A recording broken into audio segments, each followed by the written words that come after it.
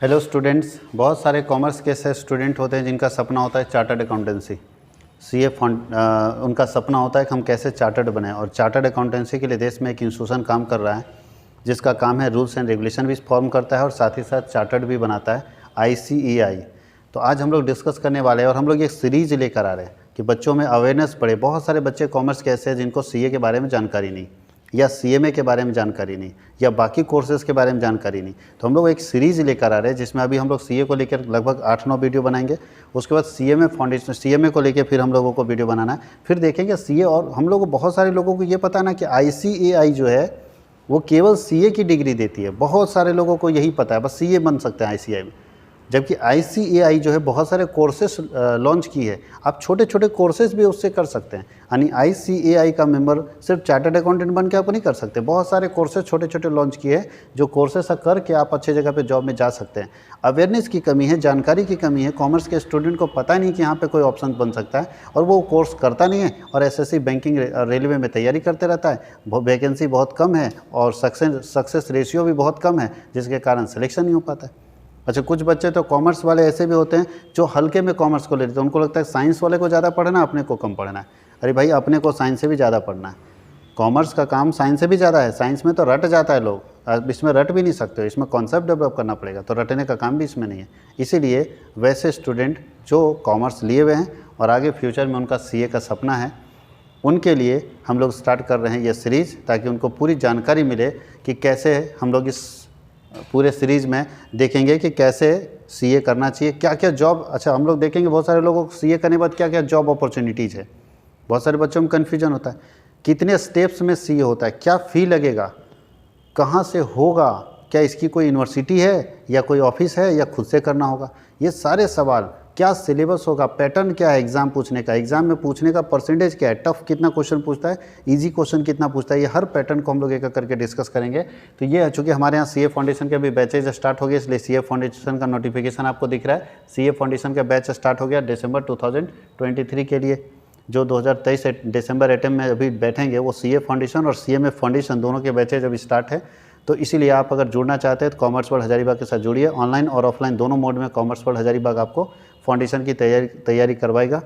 अब हम लोग चलते हैं आगे। देखिए, फाउंडेशन में 4 सब्जेक्ट होता है, अकाउंट्स, मैथ्स, लॉ और इकोनॉमिक्स। ये अगर आप इंटरेस्टेड हैं हमारे यहाँ क्लास करने के लिए तो आप मेरे नंबर पर, दिए हुए नंबर पर कॉन्टैक्ट कर सकते हैं, जो कि नंबर आपके स्क्रीन पर दिख रहा है। देखिए, ये नंबर है 9771580632 पर भी कांटेक्ट कर सकते हैं। आप हमारे ईमेल आईडी पे मेल भी कर सकते हैं। अब चलते हैं, ये है चार्टर्ड अकाउंटेंसी का प्रोस्पेक्टस। मैं प्रोस्पेक्टस लेकर आ रहा हूँ ताकि पूरा डिटेल इन्फॉर्मेशन मैं आपको दे दूँ, और ये एक वीडियो में कंप्लीट पॉसिबल भी नहीं है, इसलिए 10 लेक्चर आपके पास जाएंगे और 10 लेक्चर में पूरा कंप्लीट आपको सिलेबस मैं बताने वाला हूँ। चार्टर्ड अकाउंट, ध्यान दीजिएगा, CA के कोर्सेज को कराने वाला संस्था का नाम है the institute of chartered accountants of India, और ये अपने आप नहीं बना, ये सेटअप बाय पार्लियामेंट है, यानी इसे संसद द्वारा तैयार किया गया है। यही बोर्ड ऑफ स्टडीज़ कराता है। इसका जो वेबसाइट का नाम है वो है www.icai.org। इस वेबसाइट में जाके आप खुद भी चेक कर सकते हैं। देखिए, the institute of chartered accountancy of India का विज़न क्या है, क्यों ये बनाया गया, बनाने का पर्पस क्या गया, विज़न क्या था इसका, क्यों सरकार इसको बनाई, ये संस्था क्रिएट की। बोलता है ICAI become world's leading accounting bodies.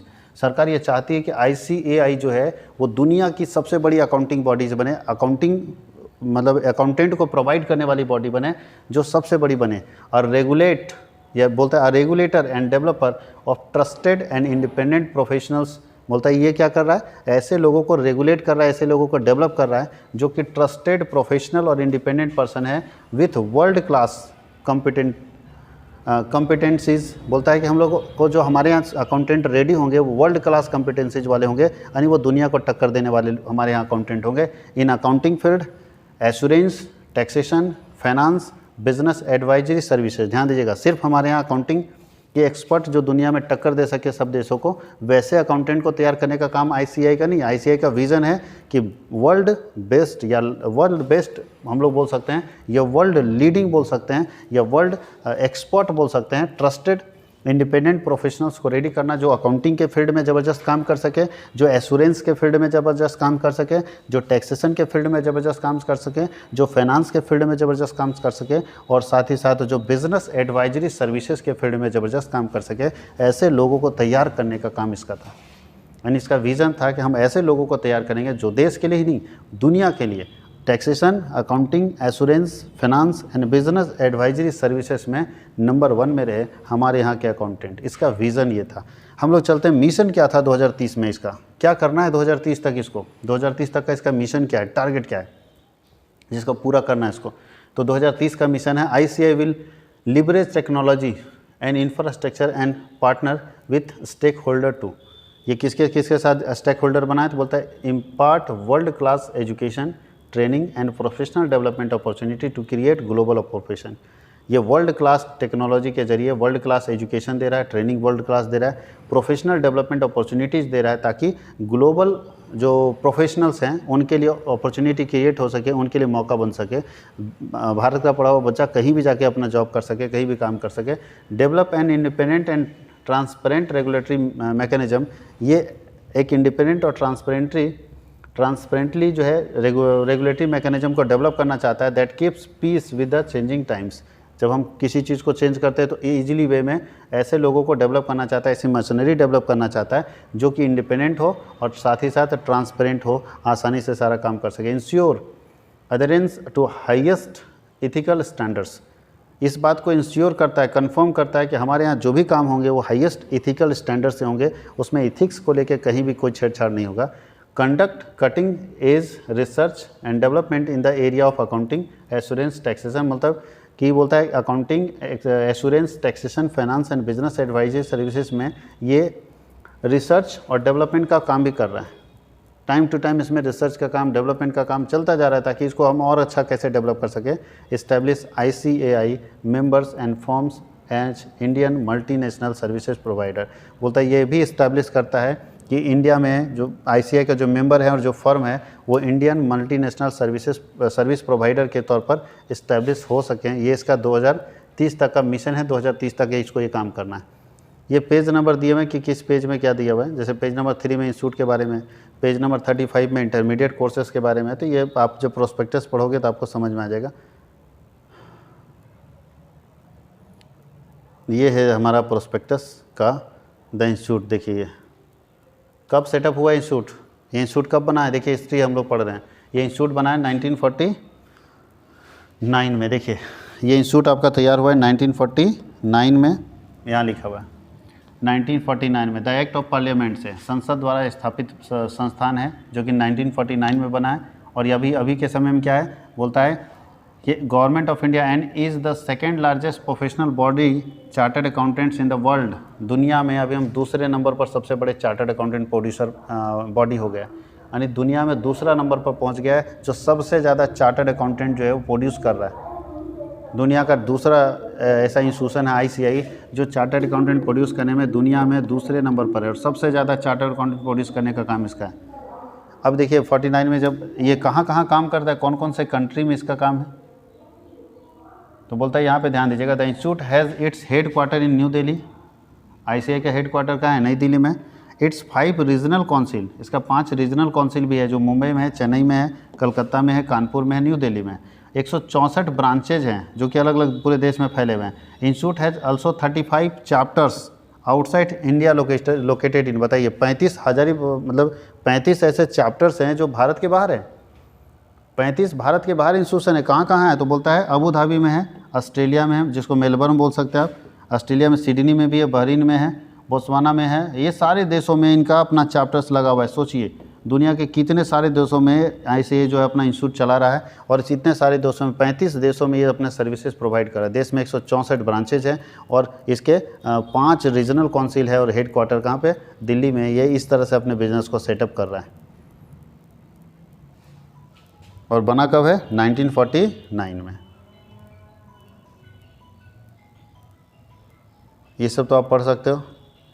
अब चलते हैं कोर्स ऑफर बाय ICAI। क्या क्या कोर्स ऑफर करता है इसको देखिए। बहुत सारे लोगों को ये जानकारी नहीं है कि ICAI जो है कौन से कोर्सेस ऑफर करता है। इसकी जानकारी बहुत सारे लोगों को नहीं है, जिसके कारण दिक्कत क्या होता है कि उनको लगता है कि सिर्फ CA बनना ही इसमें इसके अंदर शामिल है। ऐसा कुछ नहीं, इसके अंदर CA बनना ही शामिल नहीं है। बोलता है कोर्सेज ऑफर बाय ICAI। तो पहला कोर्स है चार्टर्ड अकाउंटेंसी कोर्स अवेलेबल करता है। दूसरा post qualification course for members, अपने मेंबर्स के लिए कुछ और क्वालिफिकेशन कोर्स अवेलेबल करता है। तो CA तो सबसे मेन इसका है ही। उसके अलावा बहुत सारे कोर्सेज और अवेलेबल करके रखा है, जैसे टैक्स मैनेजमेंट कोर्स है, यहाँ पे diploma in insurance and risk management course है, post qualification diploma in international taxation है, diploma on management and business finance है, इंफॉर्मेशन सिस्टम एंड ऑडिट है ICA, international trade law and world trade organisation है जिसको ITL बोलते हैं या WTO बोलते हैं। सर्टिफिकेट कोर्स भी इसके पास अवेलेबल है, अपने मेंबर के लिए देता है। Certificate course on GST, certificate course on public finance and government accounting, certificate course on ADR, certificate course on anti money laundering laws, certificate course on cooperatives, ये बहुत सारे सर्टिफिकेट कोर्स भी देता है। तो आप ये भी छोटे छोटे कोर्सेस वहाँ पे कर सकते हैं, ये सारे कोर्सेस वहाँ पे अवेलेबल है। हम लोगों को लगता है सिर्फ यही देता है, बहुत सारे लोगों को ये पता है कि चार्टर्ड अकाउंटेंट CA जो है वो सिर्फ चार्टर्ड अकाउंटेंट का ही सर्टिफिकेट देता है, ऐसा नहीं है। इसके यहाँ इतने सारे कोर्सेस अवेलेबल है कि आप कोई भी कोर्स करके इसमें आप जॉब ले सकते हैं। छोटे छोटे कोर्सेस है, जैसे आप सिंपल एक देखिए, सर्टिफिकेट कोर्स ऑन GST बहुत सस्ता कोर्स होगा, बट आप GST के मास्टर हो जाएंगे और आज GST का अपॉर्चुनिटी भी बहुत ज़्यादा है। तो ये सारे कोर्सेस आपके पास अवेलेबल है जो आप यहाँ से कर सकते हैं। ये सारे कोर्सेस आपके पास करने के लिए अवेलेबल है, ये सब इंस्टीट्यूट कराता है। देखिए कितने सर्टिफिकेट कोर्स है। अब आपको इंटरनल ऑडिट का सर्टिफिकेट कोर्स करना है तो आप सर्टिफिकेट कोर्स कर सकते हैं इंटरनल ऑडिट का। आप सर्टिफिकेट कोर्स कर सकते हैं फॉरेंसिक अकाउंटिंग का एंड फ्रॉड डिटेक्शन का।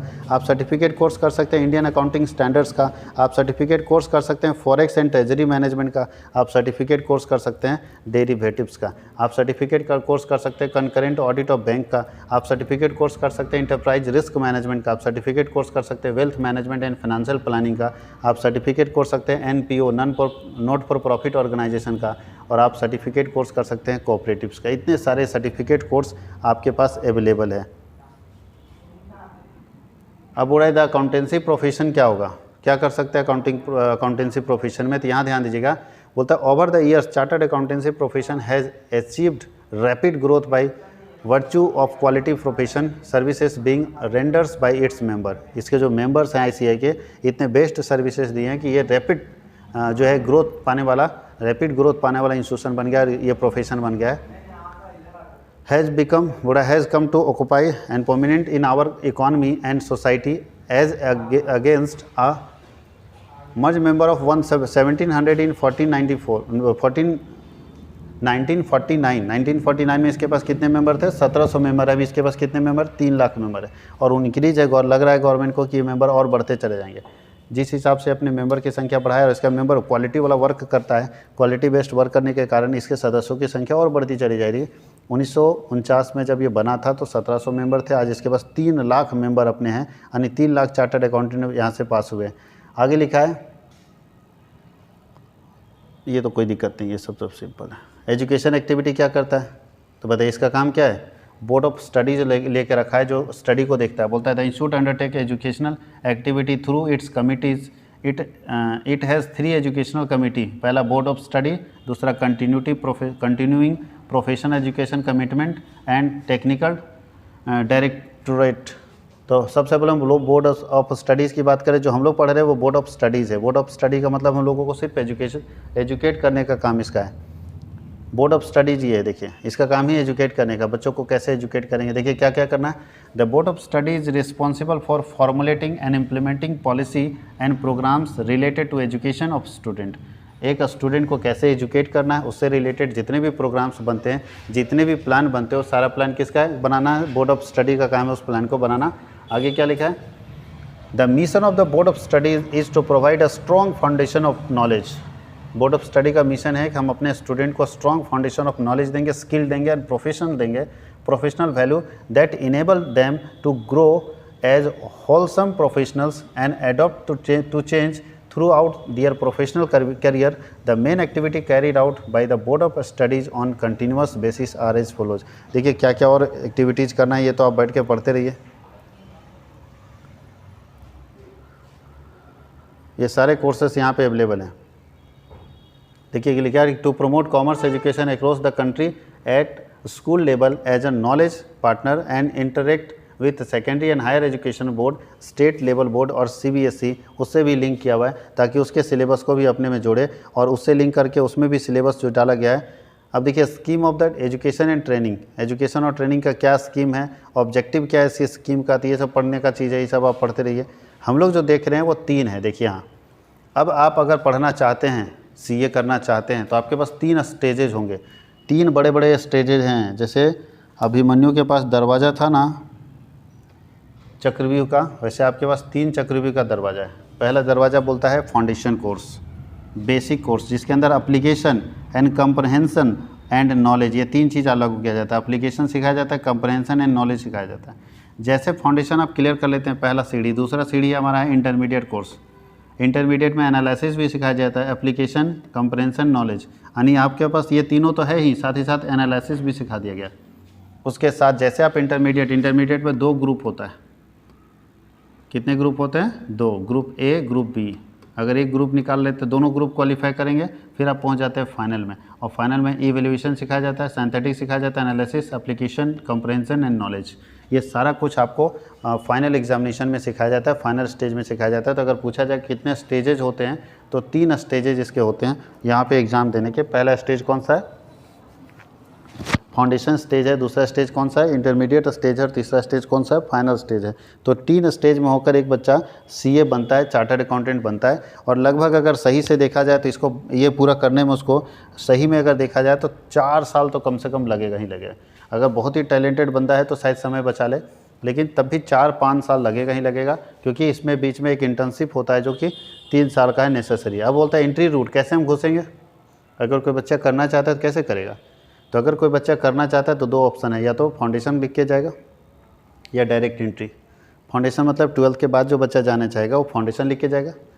और अगर अब कोई चाहता है कि हम 12th के बाद ना जाए, ग्रेजुएशन के बाद जाए, तो ग्रेजुएशन के बाद डायरेक्ट एंट्री। तो आप ग्रेजुएशन के बाद फाउंडेशन लिखने का जरूरत नहीं पड़ेगा। ग्रेजुएशन के बाद अगर कोई बच्चा जाता है तो उसको यही दोनों एग्जाम लिखना होगा। और जो बच्चा 12th के लेवल में जाता है उसको तीनों ही लिखना होगा। तो 12th वाले को तीनों, इसको बोलते हैं, हम लोग जो अभी बात कर रहे हैं फाउंडेशन बेस, तो फाउंडेशन बेस वाले में तीनों जाएगा। और डायरेक्ट एंट्री में यहीं एंट्री करना है, डायरेक्ट ग्रेजुएशन करके डायरेक्ट यहाँ एंट्री कर लीजिए। ये और ये आपको कंप्लीट करना होगा, लेकिन इसके पहले एक एग्ज़ाम पास करना जरूरी होगा आपके लिए। तो 2 ऑप्शन है, या तो 12th के बाद जाइए जहाँ फाउंडेशन बेस पर आप लेके जाएंगे, फाउंडेशन वाले रास्ते से जाएंगे। और अगर आप 12th के बाद नहीं, ग्रेजुएशन के बाद जाते हैं, यानी बीकॉम के बाद जाते हैं, या बीए या बीएससी के बाद जाते हैं, तो वैसे केस में आपके पास इंटरमीडिएट और फाइनल का ही ऑप्शन रहेगा। आप इंटरमीडिएट और फाइनल में डायरेक्ट इंटर कर सकते हैं। तो एंट्री 2 सीए कोर्स में है, फाउंडेशन कोर्स, जहाँ पे देखिए ये सारे स्टेप्स लिखे हुए। फाउंडेशन कोर्स में आपको आपसे ले सकते हैं ज्वाइनिंग, बोलता है आप अपीयरिंग कैंडिडेट होने के बावजूद भी आप 10th क्लास से ले सकते हैं। देखिए 10th क्लास पास होने के बाद ले सकते हैं। Register with board of studies after passing class 10th examination, 10th का एग्जाम पास करके इनकॉर्पोरेट कर सकते हैं, रजिस्ट्रेशन कर सकते हैं। Register for the foundation course on before the 1st day of January and before 1st day of July, यानी जनवरी से पहले और जुलाई से पहले आपको करना, ताकि नेक्स्ट सेशन में बैठ पाएँ। Held in the month of May and June और नवंबर एंड दिसंबर, बोलता है जो मई जून में एग्ज़ाम होगा उसके लिए 1 जनवरी से पहले कीजिए, और जो नवंबर दिसंबर में होगा उसका 1 जुलाई से पहले आपको करना है। Appear in class 12th examination, बोलता है कि आप क्लास 12th एग्जामिनेशन में जो अपीयर हो गया वो कैंडिडेट इसमें जुड़ सकता है। Appear for foundation examination in मई और जून, नवंबर और दिसंबर आफ्टर अपीयरिंग द 10+2 एग्जामिनेशन। आप इनकॉर्पोरेट कर सकते हैं, रजिस्टर्ड करा सकते हैं, लेकिन आप 10+2 पास होने के बाद, उसको अपीयर करने के बाद ही इसका एग्ज़ाम दे सकते हैं। इसका मतलब है जब तक आपका 10+2 का रिजल्ट नहीं आ जाता तब तक आप इस एग्ज़ाम को नहीं दे सकते। रजिस्ट्रेशन आप करा सकते हैं बट दे नहीं सकते। ये पूरा कहानी लिखा हुआ है, इसको समझना है। डायरेक्ट एंट्री में कैसे जा सकते हैं? तो डायरेक्ट एंट्री में अगर कोई व्यक्ति ग्रेजुएट है तो ग्रेजुएशन में उसको मिनिमम 55% मार्क्स आना चाहिए, और अगर पीजी है तो 60% मार्क्स होना चाहिए, तब वो इंटर कर सकता है डायरेक्ट। यानी 55% ग्रेजुएशन में और पीजी में 60% अगर मार्क्स है तो डायरेक्ट आप एंट्री कर सकते हैं, जिसको हम लोग इंटरमीडिएट कोर्स बोलते हैं। इंटरमीडिएट कोर्स में ये सारा आपके पास है स्टेप, डायरेक्ट एंट्री का क्या क्या स्टेप है, कैसे उसको अप्लाई करना चाहिए, ये सारे कोर्सेस यहाँ पे अवेलेबल है।